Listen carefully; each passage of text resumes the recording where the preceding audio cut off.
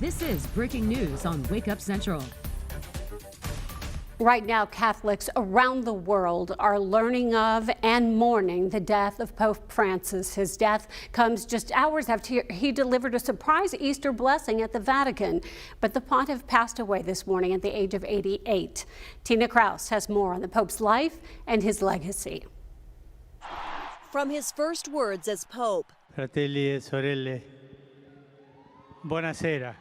Francis displayed a humble style that earned him the nickname the People's Pope, often wearing plain robes and living in a small apartment at the Vatican. Born in Argentina in 1936, Jorge Bergoglio became a priest in 1969 and Archbishop of Buenos Aires in 1998. He earned another nickname there, the Bishop of the Slums. He rode the bus, cooked his own meals, and preached in the poorest neighborhoods. The Pope's humility was visible during his visit to the U.S. in 2015. He rode in a small car and his Pope-mobile while getting around in Washington, D.C., New York, and Philadelphia. In the land of the free, at the home of the brave.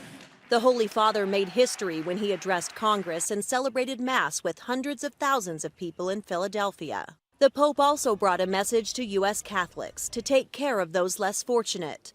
On the final day of his trip, he met with victims of sex abuse. In 2019, Pope Francis expelled disgraced former U.S. Cardinal Theodore McCarrick after a Vatican investigation found him guilty of sexually abusing children. He was the most high-profile church figure to be defrocked in modern times. We ask forgiveness for our sins. The move came just weeks before nearly 200 senior church leaders met for a landmark Vatican summit to prevent clergy sex abuse. Nei confronti dei bambini. Despite the clergy abuse scandal, the Pope worked at making the church more welcoming. He launched a worldwide survey on contraception, premarital sex, and homosexuality. The Pope said gay people should not be marginalized and famously asked, "Who am I to judge?"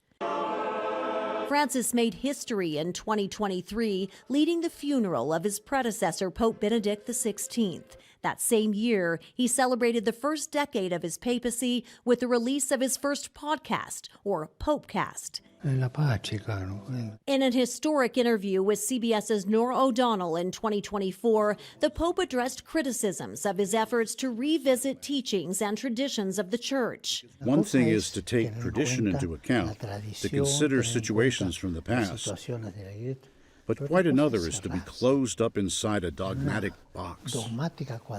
Francis, who had part of his lung removed when he was younger, battled a number of health issues in his later years, including hospitalizations for bronchitis. Supporters will forever remember him as a revolutionary pope, crediting him with choosing service and kindness over the power of the papacy. Tina Kraus, CBS News.